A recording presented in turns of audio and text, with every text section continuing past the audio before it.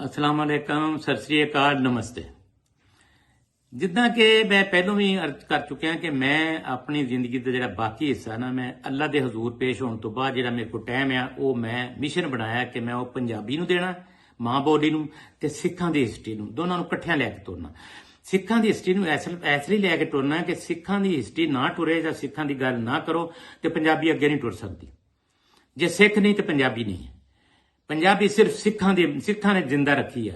असी बेवफा हैं, असी मां नाल बड़ी बेवफाई की। साडे च चढ़ते लहिंदे पंजाब च बहुत दुख वाली गल है कि मां बोली नाल मदर टंग नाल पंजाबी नाल इंसाफ नहीं असी करते पे, असी नाराज कर रहे अपनी मां नूं, ओह मुहब्बत करते। इस वास्ते जे पंजाबी नहीं तो फिर सिखां दी तारीख मैनू बयान करन दी लोड़ की पै गई। ते जे सिखां दी तारीख बयान मैं तां करनी है कि जिन्हां ने पंजाबी जिंदा रखी है उन्होंने वो चीज तो दई है जिहड़ी सच है। मैं कोई खुशामद नहीं कर रही, मैनू किसी सिख नाल जाती तौर पर कम मैनू प्यार है, बहुत ज्यादा प्यार है। इस वास्ते भी प्यार है कि उन्होंने दी गल्लां, इस वास्ते प्यार है कि साडा ब्लड एक है। मैनू इस वास्ते प्यार है कि उन्होंने कई असूल जिहड़े कमाल दे है। मैं उन्होंने प्यार करदा, ये कोई शक नहीं। पर इत्थे मैं बेईमानी नहीं करनी, ना मैं वधा के गल कर रही, ना मैनू शोहरत दी अलहमदुल्ला लोड़ है, क्योंकि कम अज कम 4.5 करोड़ 40 लाख लोग मैंने सुनते हैं मुख्तलिफ चैनलों से। मेरा जेड़ा भी कलाम मैं जिन्नियां नज़मां पढ़ियां अज तक जेड़ा मर्जी उन्होंने लावे, सब तो बहुतियां सईद असलम साहब ने लाइयां तो वो चैनल ते तकरीबन करोड़ां च मेरे व्यूज। इस वास्ते हुण भी मैं जांदा रही ना किते ते मैनू सुनदे लोग, वो मेरा चार लै गया। हुण इबादत समझ के मैं करदा। हुण मसला है कि जेड़ा सिख पंजाबी ते मेहरबानी कर रहे हो, पंजाबी ते नहीं कदी कर रहा, लहिंदे पंजाब ते भी कर रहे, सानू भी गैरत दौण डे कि तुसी भी गैरत खाओ, मां ही हुंदी है। पर असी बड़े दुख नाल मैं गल कहांगा, असी लहिंदे पंजाब वाले मां बोली नाल दगा कर रहे हैं, बेवफाई कर रहे हैं। मां प्यो कहंदा ही नहीं अपने बच्चों नूं, कहंदा नहीं है खुदा ते रसूल दा वास्ता तुसी पंजाबी जान बोलदे, उर्दू लख वारी, अंग्रेजी करोड़ वारी पढ़ो। उर्दू साडी नैशनल लैंगुएज है, असी हुण चुम रखांगे, पढ़ांगे भी, असी लिखदे नहीं। पर जदों घर तुसी आपस च नियाणियां नाल गल करदे हो, जेड़े उर्दू स्पीकिंग है वो नियाणियां नाल पंजाबी च गल करदे, जेड़े सिंधी ने वो पंजाबी च गल करदे ने, उर्दू च गल करदे ने, ते जेड़े पश्तून ने वो उर्दू च गल करदे ने। सारी दुनिया जिहड़ी है वो बच्चों नाल अपनी जिहड़ी मां बोली है ओहदे च गल करदे, सिर्फ असी गर्क होए हैं पंजाबी लहिंदे वाले। ते इस वास्ते दो गल्लां पैरेलल चलनियां, नाल चलदियां, सामने चलदियां गड्डी दी दो लाइनां तरह, एक सिखां दी हिस्ट्री ते एक पंजाबी। इन्हां दोनों नूं वखरा कर दे तो कुछ भी नहीं रह जांदा।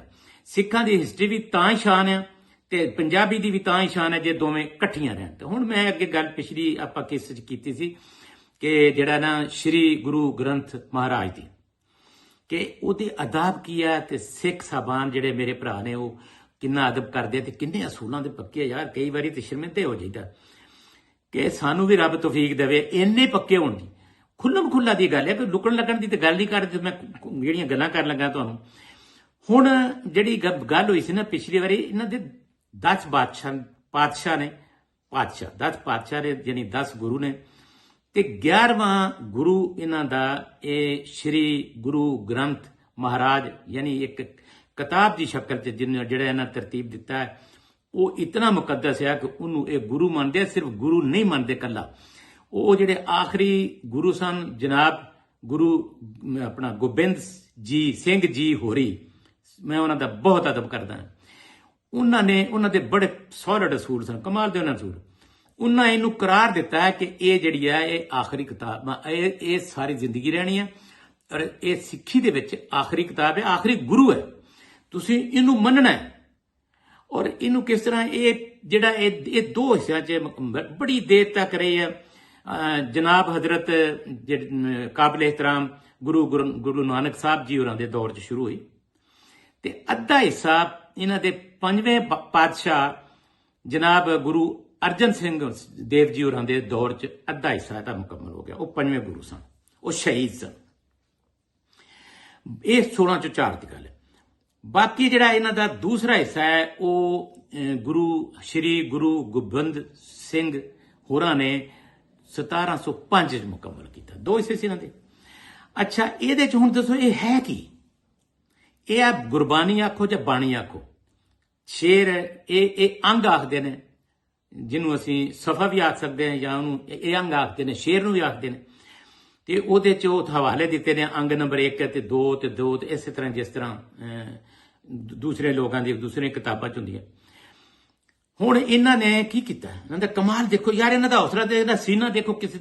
ਮੈਂ ਕਈ ਵਾਰ ਤੇ ਹੈਰਾਨ ਹੋ ਜਾਣਾ ਕਿ ਇਹ ਇਨਸਾਨ ਨੇ, ਇਹ ਇੰਨੇ ਥੋੜੇ ਹੋ ਕੇ ਤਾਂ ਹੀ ਦੁਨੀਆ ਦੇ ਉੱਤੇ ਛਾਏ ਨੇ। ਅੱਜ ਵੀ ਪੰਜਾਬੀਆਂ ਸਾਰਾ ਕਿ ਟੌਰ ਜਿਹੜੀ ਹੈ ਦੁਨੀਆ ਦੇ ਉੱਤੇ, ਜਿਹੜੀ ਦਿਲੋਂ ਮੰਨਦੇ ਹਨ ਲੋਕ ਦੁਨੀਆ ਤੇ, ਯੂਰਪ 'ਚ, ਅਮਰੀਕਾ 'ਚ, ਜਿੱਥੇ ਵੀ ਜਾਓ ਉਹ ਸਿੰਘਾਂ ਦੀ ਮੰਨਦੇ ਆ। ਕਿਉਂ ਮੰਨਗੇ? ਉਹਨਾਂ ਦੇ ਅਸੂਲ ਹੈ, ਉਹਨਾਂ ਦੇ ਅਸੂਲ ਅੱਗੇ ਚੱਲਣੇ ਉਹ ਕਰਾਂਗੇ। ਲੇਕਿਨ ਬੁਨਿਆਦ ਇਹ ਦੱਸਾਂ ਤੁਹਾਨੂੰ ਕਿ ਇਹ ਜਿਹੜਾ ਗੁਰੂ ਗ੍ਰੰਥ ਸਾਹਿਬ ਜੀ ਹੈ ਨਾ, ਇਹਦੀ ਤਦਵੀਨ ਕਿੱਦਾਂ ਹੋਈ ਜਾਨੀ ਲਿਖਿਆ ਇਹਦੇ 'ਚ ਤਕਰੀਬਨ 4 ਮੁਸਲਮਾਨ, ਕਈ 7-8 ਹਿੰਦੂ। ਮਤਲਬ ਇਹਨਾਂ ਦਾ ਸਾਡੇ ਜਿਹੜੇ ਮੁਸਲਮਾਨਾਂ ਦੇ ਬਹੁਤ ਬੜੇ ਭਗਤ ਫਰੀਦ, ਯਾਨੀ ਕਿ ਸੂਫੀ ਆਲਮ ਬਾਬਾ ਫਰੀਦ ਸ਼ਕਰਗੰਜ ਸੀ, ਉਹਨਾਂ ਨੇ ਇਹਦੇ 'ਚ ਬਾਣੀ ਲਿਖੀ। ਔਰ ਉਹਨਾਂ ਦੀ ਬਾਣੀ ਹੈ ਕਿ ਫਰੀਦ ਖਾਕ ਨਾ ਨੰਦੀਏ, ਖਾਕੋ ਜੇੜ ਨਾ ਕੋਏ, ਜੋ ਦੰਦੀ ਪਾਈਆਂ ਤਲੀ ਉੱਪਰ ਹੋਏ। ਸਿੱਖ ਸਾਹਿਬਾਨ ਨੂੰ ਮੇਰੀ ਦਰਖਾਸਤ ਹੈ ਕਿ ਮੈਂ ਚੂੰਕਿ ਬਹੁਤ ਘੱਟ ਨੌਲੇਜ ਰੱਖਦਾ ਹਾਂ, ਚੂੰਕਿ ਇਹ ਰਿਸਰਚ ਕਰਕੇ ਮੈਂ ਇਹ ਕੋਈ ਲਫ਼ਜ਼ 'ਚ ਅੱਗੇ ਪਿੱਛੇ ਹੋ ਗਿਆ ਤੇ ਮੈਨੂੰ ਮਾਫੀ ਦੇ ਦੇਣਾ ਤੇ ਮੈਨੂੰ ਸਮਝਾ ਦੇਣਾ, ਨਾਰਾਜ਼ ਨਾ ਹੋਣਾ। ਤੇ ਯਾਨੀ ਇਹਦਾ ਮਤਲਬ ਹੈ ਕਿ ਇਹਨਾਂ ਨੇ ਦੱਸਿਆ ਕਿ ਮਿੱਟੀ ਨੂੰ ਬੁਰਾ ਨਾ ਆਖ, ਤੂੰ ਮਿੱਟੀ ਹੈ, ਤੈਨੂੰ ਉੱਚਾ ਵੀ ਮਿੱਟੀ ਕਰਦੀ ਹੈ। ਤੇ ਇਸੇ ਤਰ੍ਹਾਂ ਇੱਕ ਹੋਰ ਮੁਸਲਮਾਨ ਸ਼ੇਖ ਬੀਕਨ, ਉਹਨਾਂ ਨੇ ਕਿਹਾ ਬੀਕਨ ਭੂਖ ਨਾ ਜਾਏ, ਭੁੱਖਾ ਬਰਮ ਨਾ ਜਾਏ, ਸੱਚੇ ਸਾਧੂ ਸੰਗ ਬੈਠ, ਸਹਿਜੇ ਸੱਜ ਸਮਾਏ। ਕਿ ਜਿਹੜੀ ਭੁੱਖ ਜਿਹੜੀ ਹੈ ਨਾ, ਉਹ ਮਰਦੀ ਨਹੀਂ, ਜਿਹੜੀ ਨੈਗੇਟਿਵ ਹੁੰਦੀ ਹੈ, ਤੇ ਫਿਰ ਭਰਮ ਨਹੀਂ ਰਹਿੰਦਾ। ਜਦੋਂ ਭੁੱਖ ਨਹੀਂ ਮਰਦੀ, ਭਰਮ ਨਹੀਂ ਰਹਿੰਦਾ, ਤੇ ਕਿਸੇ ਚੰਗੇ ਬੰਦਿਆਂ ਦੀ ਸੰਗਤ 'ਚ ਬਹੁਤ ਤੁਸੀਂ ਚੰਗੀਆਂ ਗੱਲਾਂ ਸਿੱਖੋ। ਇਸੇ ਤਰ੍ਹਾਂ ਹੋਰ ਮੁਸਲਮਾਨ ਤੇ ਹਿੰਦੂ ਬਹੁਤ ਸਾਰਿਆਂ ਲੋਕਾਂ ਦੀਆਂ ਬਾਣੀਆਂ ਨੇ। ਇਹ ਕਮਾਲ ਤੇ ਹੈ ਨਾ ਗੱਲ ਕਿ ਅੱਜ ਵੀ ਇਹਨਾਂ ਨੇ ਮੁਸਲਮਾਨਾਂ ਦੀਆਂ, ਹਿੰਦੂਆਂ ਦੀਆਂ ਬਾਣੀਆਂ ਬਹੁਤੀਆਂ ਨੇ।